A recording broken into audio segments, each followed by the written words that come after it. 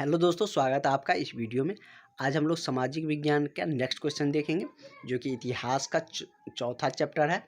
और बिहार बोर्ड या कोई भी बोर्ड, आप बोर्ड एग्ज़ाम जो आपका लिया जाता है 10वां का, वो आपका भारत के राष्ट्रवाद से बहुत ज़्यादा क्वेश्चन पूछे जाते हैं। तो आज हम लोग सबसे पहले इसी चैप्टर को कवर करेंगे, क्योंकि जो चैप्टर पहले आपके कॉपी में लिखा हुआ रहता है, जो पहले पढ़ाया जाता है, वो मतलब ज़्यादा ध्यान में रहता है। तो इसको हम लोग पहले इस चैप्टर को करने वाले हैं। और इसमें सारे क्वेश्चन वीवीए है, मतलब सारे क्वेश्चन को आप वीवीए मार्क कर सकते हैं। सारा क्वेश्चन आपको मतलब आएंगे ही आएंगे। मतलब इस चैप्टर में से 2 या 3 क्वेश्चन लॉन्ग क्वेश्चन में से आपको रहेंगे ही रहेंगे। ऑब्जेक्टिव तो हम आपको करवाएंगे ही। और लॉन्ग क्वेश्चन की बात कर रहे हैं तो लॉन्ग क्वेश्चन भी इसमें से बहुत ज़्यादा पूछे जाते हैं। तो चलिए हम लोग स्टार्ट करते हैं। और जो भी स्टूडेंट 2023 में एग्ज़ाम देने के लिए सोच रहे हैं, वो सब मेरे साथ जुड़े रहिए। हम आपको बहुत अच्छे तरीके से तैयारी करवाएंगे। और आपका 450 से प्लस नंबर आपको बहुत सारे स्टूडेंट का आने वाला है। और 400 प्लस तो बहुत स्टूडेंट को मतलब आएंगे ही आएंगे। सिर्फ आप मेरे साथ जुड़े रहें अंत तक। हम आपको सारे चीज़ें बताएंगे, ऑल सब्जेक्ट के बारे में भी बताएंगे, कैसे लिखना है, सारे कुछ हम बताएंगे। पहले हम लोग ये क्वेश्चन देख लेते हैं, बहुत ही ईजी वे में देखेंगे, ताकि आपको कोई प्रॉब्लम ना हो। ना तो याद करने की ज़रूरत पड़ेगी, ना रटने की ज़रूरत पड़ेगी। हम इस तरीके से आपको समझाने का प्रयास करते हैं और समझाएंगे भी। फर्स्ट मेरा क्वेश्चन है कि रॉलट एक्ट से आप क्या समझते हैं। रॉलट एक्ट एक तरह से क्या था, कानून था। जैसे अभी कोई कानून पास होता है, जैसे कृषि के मतलब किसान के रिगार्डिंग कानून पास किया गया था, जो बहुत दिनों तक आंदोलन चला, तो उसके बाद वापस लिया गया। तो इसी तरह रॉलट एक्ट भी एक कानून पारित किया गया था कि अंग्रेज सरकार के द्वारा।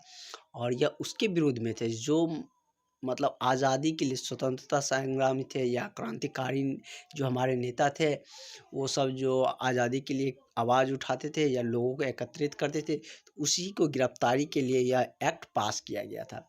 इस एक्ट के अंतर्गत ना ये ऐसा होता था कि आप किसी भी व्यक्ति पे संदेह के आधार पर भी उस व्यक्ति को क्या कर सकता था, पकड़ लेता था और जेल में बंद कर देता था। तो ये बहुत ही ख़राब एक्ट था। इसी के विरोध में मतलब बहुत सारे सभाएं हुई, जलियांवाला बाग हत्याकांड हुई, ये सारी बातें हम बताएंगे। तो मेनली इसका यही थीम था, मतलब अंग्रेज़ों के द्वारा यह एक्ट पास किया गया था क्रांतिकारी को मतलब प्रभाव को कम करने के लिए। चलिए टू द फैक्ट चलते हैं हम लोग। भारत में क्रांतिकारियों के प्रभाव को समाप्त करने के लिए, क्रांतिकारी जो भी मतलब देश की आज़ादी के लिए जो नेता उभर के आते थे, उसी को हम लोग क्या बोलते थे, क्रांतिकारी, उसके लिए शब्द दिया जाता है। तो भारत में क्रांतिकारियों के प्रभाव को समाप्त करने के लिए, भारत में क्रांतिकारी तो बहुत थे। सुभाष चंद्र बोस हो गया, चंद्रशेखर आज़ाद हो गया, भगत सिंह हो गए, उसके बाद महात्मा गांधी हो गए, पंडित जवाहरलाल नेहरू, इस तरह से बहुत सारे थे। बहुत सारे क्रांतिकारियों के योगदान से ही हमारे देश क्या हुआ, आज़ाद हुए हैं।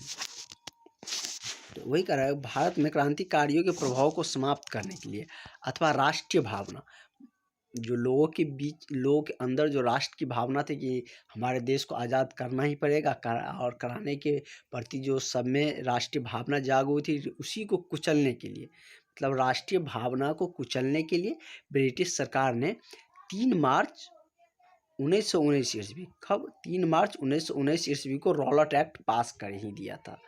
मतलब कब लागू किया गया, तो ये ऑब्जेक्टिव में आपसे पूछा जा सकता है कि रॉलट एक्ट कब पारित किया गया था, कब हुआ था, 3 मार्च 1919 ईस्वी में। यदि डेट नहीं याद है तो कोई बात नहीं, लेकिन ईस्वी आपको याद होनी चाहिए। तो यह 1919 ईस्वी में हुआ था। 1919 में ही जलियांवाला बाग भी हुआ था, रॉलट एक्ट भी हुआ था। तो ये सारी बातें हम बताएंगे आपको, सब एक दूसरे से रिलेटेड है।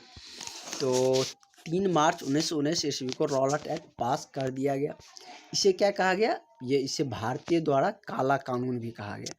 काला कानून मतलब बहुत ही ख़राब कानून था। किसी को भी आप संदेह के आधार पर तो पकड़ नहीं सकते। ये तो मतलब क्या हुआ कि मतलब काला कानून ही हुआ। तो यहाँ के लोग मतलब भारतीय लोगों के द्वारा इसे क्या कहा गया, काला कानून भी कहा गया। इस एक्ट के अनुसार क्या होता था कि इस एक्ट के अंतर्गत मजिस्ट्रेट किसी भी संदेहास्पद व्यक्ति को, जिस पर भी संदेह होता था, जो भी क्रांतिकारी पर संदेह होता था, चाहे वो निर्दोष ही क्यों न हो, किसी भी संदेहास्पद निर्दोष व्यक्ति को गिरफ्तार कर उस पर मुकदमा चलाता था। मतलब किसी पर संदेह हो जाता था तो उसे गिरफ्तार कर लेता था और उसको मतलब बंद कर देता था, कहता था कि हम रॉलेट एक्ट के अंतर्गत, इस एक्ट के अंतर्गत आपको गिरफ्तार किए हैं। सो आप मतलब देश में क्रांतिकारी की भावना को उजागर कर रहे हैं, इसी तरह से कह के मतलब अरेस्ट कर लिया जाता था। तो इसमें निर्दोष व्यक्ति भी गिरफ्तार हो जाते थे। इस एक्ट के अंतर्गत क्या होता था कि इस एक्ट को बिना अपील, बिना वकील और बिना दलील भी कहा गया। मतलब इस एक्ट में ऐसा होता था कि न तो आप वकील रख सकते हैं, न कोई दलीलें पेश कर सकते हैं और ना ही कोई अपील कर सकते हैं कि हम निर्दोष हैं। तो इस एक्ट के अंतर्गत यदि किसी को पकड़ा जाता था तो उसके मतलब उसी के मन होता था जब तो छोड़ता था, नहीं मन होता था तो नहीं छोड़ता था। क्योंकि इस एक्ट में क्या होता था कि न तो आप अपील कर सकते हैं, ना ही वकील रख सकते हैं, ना ही कोई दलीलें पेश कर सकते हैं। इसलिए इस एक्ट को क्या कहा गया था, काला कानून भी कहा गया था। इस क्वेश्चन से मतलब 2-3 ऑब्जेक्टिव भी बन सकते हैं। जैसे कि रॉलेट एक्ट कब पारित हुआ, तो 1919 ईस्वी में पारित हुआ। किस एक्ट को काला कानून कहा जाता है, तो रॉलेट एक्ट को क्या कहा जाता है, काला कानून भी कहा जाता था। इस मतलब बिना वकील, बिना दलील, बिना वकील किस एक्ट को कहा जाता है, तो रॉलेट एक्ट को कहा जाता है। इसी तरह से ऑब्जेक्टिव भी बनाए जाते हैं। तो आप लोग मतलब सब्जेक्टिव जैसे ही ये टॉपिक का सब्जेक्टिव कवर होगा, हम आपके लिए ऑब्जेक्टिव लेके आएंगे और सारा ऑब्जेक्टिव तैयार है आप लोगों के लिए, मतलब ऑल सब्जेक्ट का। जैसे जिस टॉपिक का सब्जेक्टिव खत्म होगा उसका जस्ट बाद हम लोग ऑब्जेक्टिव भी करेंगे। तो इसके बाद हम लोग नेक्स्ट क्वेश्चन जो देखेंगे उसमें हम चंपारण सत्याग्रह के बारे में जानेंगे कि चंपारण सत्याग्रह क्या था, कैसे हुआ था, कहाँ से स्टार्ट हुआ था। इस चैप्टर के जितने भी क्वेश्चन है सारे महत्वपूर्ण क्वेश्चन है और सारे क्वेश्चन जितना भी इस चैप्टर से हम पढ़ाएंगे उसमें से आपको लॉन्ग क्वेश्चन में शॉर्ट क्वेश्चन मिला के 3 से 4 क्वेश्चन आपको मिल जाएंगे इस टॉपिक से। 4 या 5 भी हो सकते हैं, इससे मतलब बहुत ज़्यादा क्वेश्चन पूछे जाते हैं। इस टॉपिक को आप मिस नहीं कर सकते। इस टॉपिक पढ़ के भी गए तो आपको मतलब बहुत ज़्यादा कर मतलब नंबर लेके आ सकते हैं आप, मतलब पास मार्किंग तो ला ही सकते हैं। क्योंकि 40 मार्क का आपका किससे पूछे जाता है, सिर्फ आपका इतिहास से पूछे जाते हैं। तो मतलब क्योंकि आप तो क्वेश्चन का दुगुना कर दिया गया है, तो 40 नंबर का आपका इतिहास से पूछे जाते हैं। तो आप समझ ही सकते हैं कि आपको मतलब 15 से 20 नंबर का इस टॉपिक से रहेंगे।